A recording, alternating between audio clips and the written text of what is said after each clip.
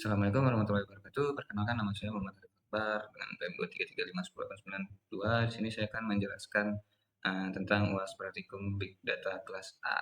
Yang dimana perintahnya itu silakan jelaskan materi P1 sampai P6 yang sudah kita pelajari sebelumnya menggunakan bahasa sendiri. Kemudian yang kedua, terapkan dalam bentuk contoh data dari materi P4 dan P6, P4 sampai P6 dan pilih salah satu. Dan yang ketiga, jelaskan dalam bentuk video kemudian diupload ke YouTube. Nah, yang pertama di sini kita masuk ke modul 1 yaitu pengantar ekosistem Big Data PySpark. Nah, kita langsung masuk ke sini saja. Nah,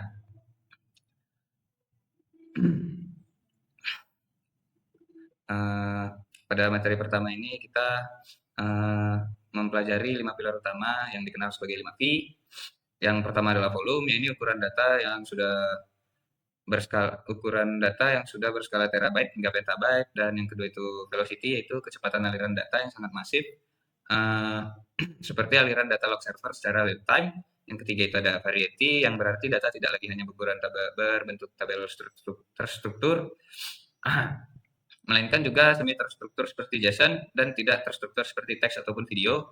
Yang keempat ada veracity, yang menyoroti bahwa data mentah seringkali kotor, tidak konsisten, dan memiliki noise. Serta yang terakhir yaitu value, yang merupakan mengubah semua kekacauan data tersebut menjadi wawasan bisnis yang sangat berharga atau nilai dari sebuah data itu. Nah, untuk melakukan proses data rekayasa tersebut, kita tidak menggunakan Hadoop MapReduce yang terkenal lambat, melainkan kita beralih ke Apache Spark, yang merupakan arsitektur master worker di mana ada driver program yang memimpin dan berkoordinasi dengan cluster manager untuk membagi-bagi tugas ke banyak worker node. Keunggulan menggunakan Spark ini adalah kemampuan komputasi secara in memory, yang artinya data diproses langsung di dalam RAM, bukan bolak-balik di hard drive. Ini yang membuat Spark 100 kali lebih cepat. Nah, di sini kita masuk saja ke pengenalan tentang Spark. Yang pertama kita import library Spark, lalu kita inisialisasikan Spark dengan judul modul pengenalan Spark, dan masternya itu secara lokal. Lalu kita membuat data dummy, data log, ya. Ini data log, lalu kita buat skema kolomnya. Yang pertama itu ada ID, IP address, request path, status kode, timestamp, dan response size kilobyte. Ya, response size-nya berapa kilobyte. Yang kedua kita membuat data frame dari data log ini. Membuat data frame menggunakan spark.dataframe yang datanya diambil data log dan skemanya itu kita ambil dari skema kolom. Lalu kita outputkan struktur skema datanya dulu untuk melihat struktur dari datanya. Lalu kita outputkan isi dari data frame-nya menggunakan dflogshow dan menampilkan semua isi dari data frame lengkap. Lalu kita membuat ringkasan statistik respon size kilobyte, yang dimana dia akan memilih menggunakan select respon respon size kilobyte. Nah, di sini dia hanya memilih statistiknya, membuat statistik min, max, main, count. Lalu yang terakhir itu menghasilkan seleksi kolom IP address dan request path, di mana akan memilih IP address dan path dan kita showkan truncate-nya sama dengan false, yang dimana akan menampilkan ini, mengambil IP address dan menampilkan request path dari IP address tersebut. Lanjut ke pertemuan 2. Di sini kita akan membahas HDFS, ya. Di sini pada modul pertemuan 2 ini isinya cara menginstal HDFS. Nah, di sini juga berfokus ke mode melakukan apa sih namanya?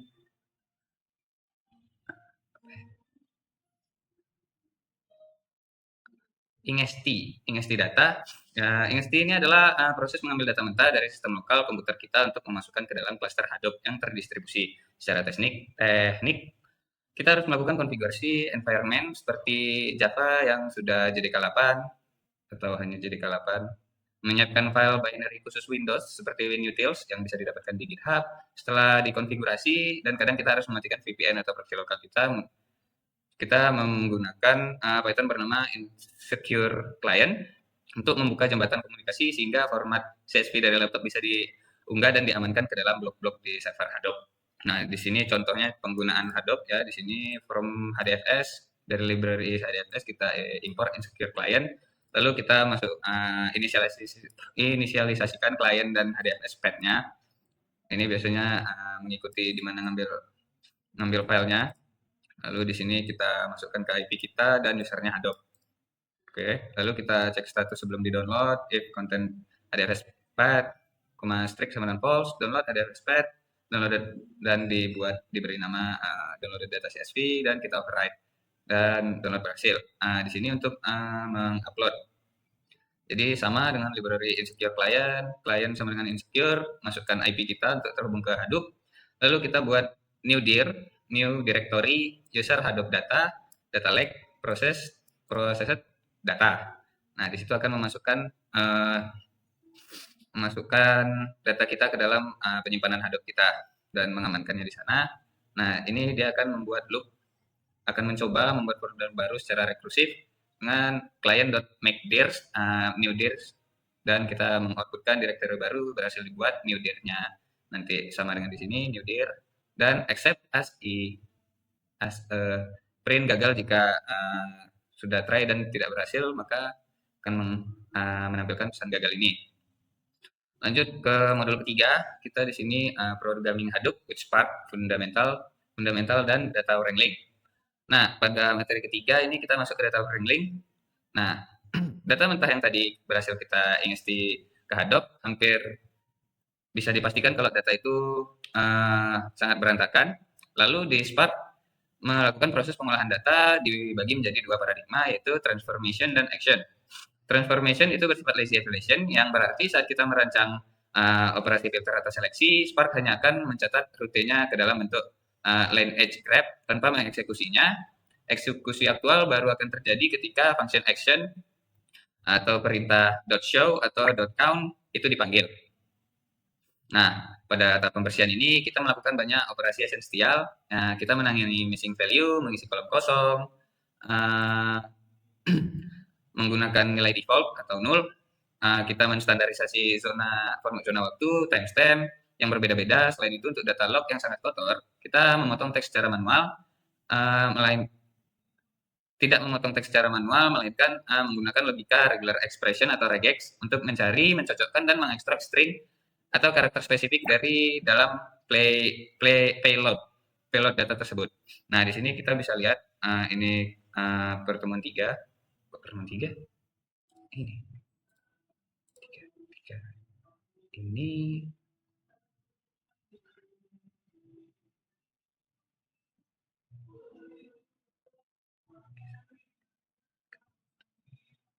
ya, ini pertemuan 3 ya.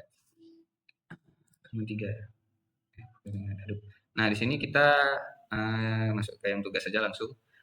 Di sini kita mengimporkan library PySpark.sql, yaitu Spark Session, dan functionnya itu ada call when regex p extract and lead. Nah, di sini kita inisialisasikan lagi PySpark-nya, namanya sekarang tugas mandiri modul 3 penyelesaian, dan masternya lokal. Kita buat data, di sini data kotor. Lalu kolom lognya, yaitu kolomnya ada IP address, timestamp, request payload, dan status code. Lalu kita buatkan data frame, log data, dan kolom dari kolom data ini tersebut tadi. Lalu kita lakukan clean untuk pembersihan, yang dimana pertama pada IP address kita lihat saat kolom IP address itu sama dengan kosong, seperti yang ini, kolom IP address di sini non, maka akan digantikan dengan 0.0.0.0.0 ya 4104. Nah, jika tidak, maka akan tetap diisi dengan IP address-nya. Jika ada isinya, akan tetap diisi dengan IP address-nya. Lalu pada HTTP method, kita menggunakan regex extract dan request payload untuk mendapatkan get, post, delete, put, and pad. Ya, ini get, post, get, delete, pad. Ya. Selanjutnya di endpoint kita menggunakan regex p extract juga, yang kalau kolomnya menggunakan kolom request payload juga, dan kita mendapatkan get, post, delete, put, and pad menampilkan. Lalu ya selanjutnya ada di fclean untuk ya membersihkan juga di kolom HTTP method. Saat kolomnya HTTP method ini sama dengan kosong, ya seperti ini, mana dia HTTP method.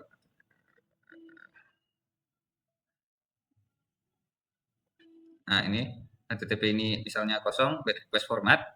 Nah, itu akan digantikan dengan unknown akan digantikan dengan unknown, dan jika udah ada isinya akan tetap diisi dengan attribute method. Lalu bagian endpoint juga, jika endpoint itu kosong maka digantikan dengan unknown, jika tidak akan dilanjutkan dengan data yang sudah ada yaitu di endpoint. Lalu kita menggunakan devclean lagi dengan kolom status kode. Nah, kolom status kode ini cache in, lalu error call status. Oh, jadi yang error itu di kode 400 pasti error. Ya, error. Jadi, is error. Membuat kode baru jika statusnya besar dari 400 itu error. Ya, ini kodenya besar dari 400 pasti error. Ini 500 true, 403 dan 400 itu true. Nah, di sini kita akan ngeprintkan skema data akhir. Ini ada skemanya, lalu kita printkan hasilnya. Nah, di sini kita bisa lihat invalidate, format yang dulu tadi sudah dikasih IP-nya 0000 dan bad request formatnya sudah diganti tadi kosong. Nah, ini HTTP-nya dikasih unknown dan endpoint-nya juga dikasih 0. Lalu di is error-nya yang di atas 400 itu error dan true. Error dan true. Oke, selanjutnya kita masuk ke bagian 4, Spark SQL, query complex, join, dan agregasi. Nah, pada materi keempat ini kita menggunakan Spark SQL yang ketika data sudah terstruktur dan bersih dalam bentuk data frame, kita bisa mengkompres miliaran baris dalam data tersebut hanya menggunakan bahasa SQL murni berskala petabyte di balik layar. Spark SQL ditangani oleh mesin bernama Catalyst Optimizer. Nah, ini langsung tugas. Catalyst Optimizer yang secara pintar akan mencari rute dan strategi eksekusi komputasi paling hemat resource. Syarat utamanya, data frame harus didaftarkan dulu ke dalam katalog memori Spark menggunakan perintah create or replace time view. Nah, di materi ini kita menggunakan 3 pilar analitik relasional, yaitu join yang digunakan untuk menggabungkan 2 tabel, ada agregasi seperti sum, average, min, max, dan ada Windows function. Nah, di sini langsung ke tugas saja. Nah, kita importkan library from PySpark SQL import Spark Session. Lalu kita inisialisasikan Spark Session-nya dengan nama Analytic Object Online, get or create. Lalu kita menyiapkan data driver. Di sini ada nama-nama drivernya, data dummy. Lalu kita create data frame-nya. Lalu kita buat menyiapkan data write atau berkendaranya. Kita buatkan data frame-nya. Lalu di sini masuk ke query SQL, pemecahan masalah. Nah, di sini when drive status as, with drive status as, select data driver, data vehicle type, dan sum var total var. Dan sum distance, write distance berapa kilo, as total distance kilometer. From driver D, join write R on the data driver ID sama dengan write drive ID. Yang dimana saat write status sama dengan complete, yang dimana saat write status itu statusnya complete. Lalu kita group by data driver ID, data driver name, dan data vehicle type. Lalu kita select vehicle type, total var, total distance-nya berapa kilo, dan kita rank over.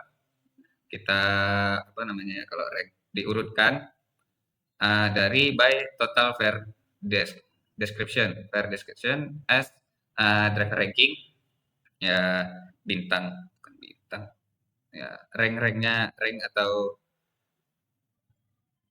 ya itulah, from driver start. Lalu di order by driver ranking ascending secara menaik dari 1, 2, 3. Lalu kita eksekusi dan tampilkan hasil menggunakan PySpark SQL query driver performance.show.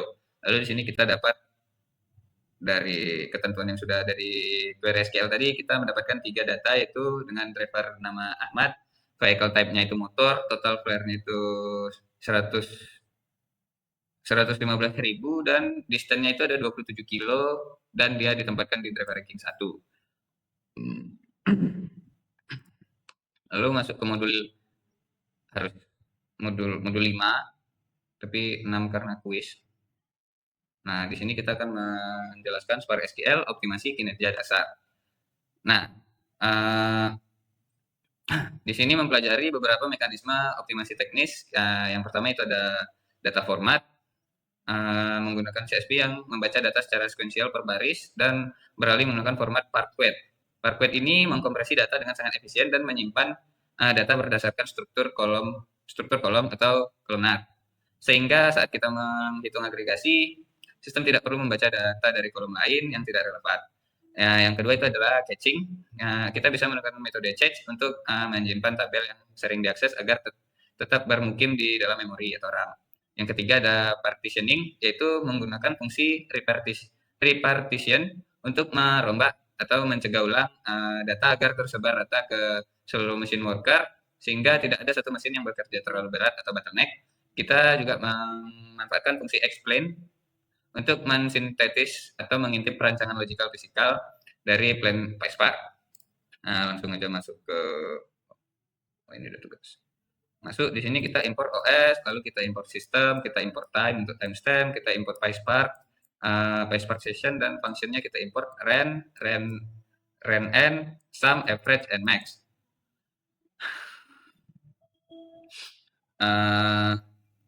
Lalu kita mencegah error Python worker timeout, kita menggunakan OS environment, PySpark Python menggunakan sistem executable, dan PySpark driver Python sistem executable, dan yang terakhir ada PySpark local IP 127.0.0.1, itu untuk IP lokal.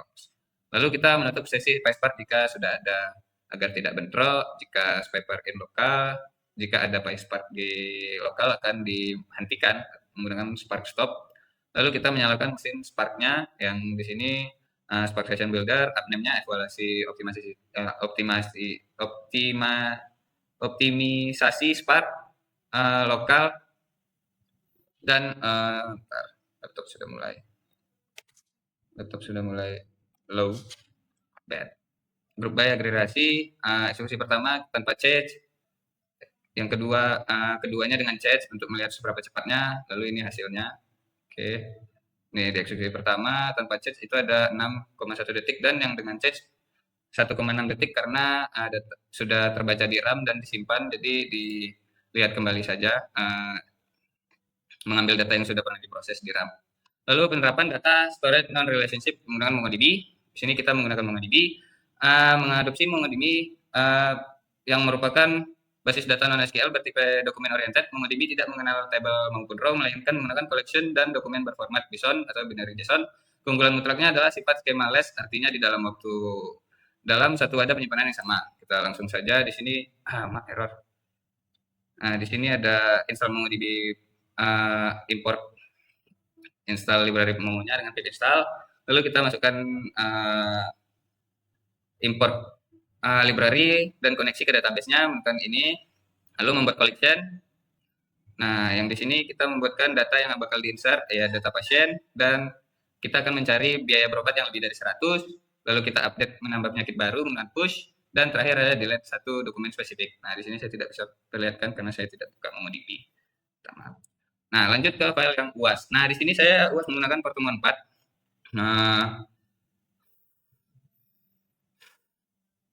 Nah, di sini saya menggunakan pertemuan 4. Yang pertama kita bakal install pip SPyPark, PySpark, ya, yang dimana pertemuan 4 ini adalah query kompleks dan agregasi.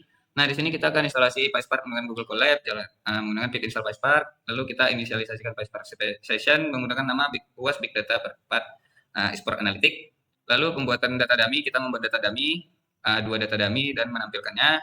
Lalu kita query menerapkan CTE join agregasi, filter, dan window function, dan menampilkan hasil dari akhir. Hasil akhir deh. Nah, di sini kita select nickname, role, sum. Sumnya itu match, ya, match. Kita ada 2 match and player. Oke. Dari match combat score kita as total score, dan count match ID as jumlah kemenangan. From player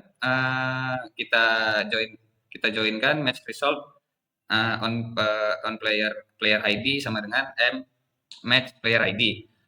Where M match result sama dengan victory, mencari match result yang isinya victory, lalu kita group by-kan menjadi nickname, dan select nickname, role, total score, jumlah kemenangan untuk ditampilkan di sini. Lalu kita rank over partition by role order by total score as ranking per role. per role, dan kedua kita rank over order by total score atau score description as ranking global MVP. From player start, order by ranking MVP secara ascending ya, 1, 2, 3, 4. Lalu eksekusinya dengan Spark SQL query sport. Lalu kita menampilkan hasil akhir. Di sini kita mendapatkan nickname Leo Kucing, role-nya itu duelist, total skornya 53, kemenangannya 2, ranking per role-nya 1, dan ranking global MVP-nya 1. Ada M. Dot dengan role duelist, jumlah total skornya 52, jumlah kemenangannya 2, ranking per role-nya 2, dan rank globalnya 2. Nah, mungkin segitu saja dari presentasi UAS Praktikum saya. Jika ada kesalahan saya mohon maaf. Wabillahi taufiq wal hidayah. Wassalamualaikum warahmatullahi wabarakatuh.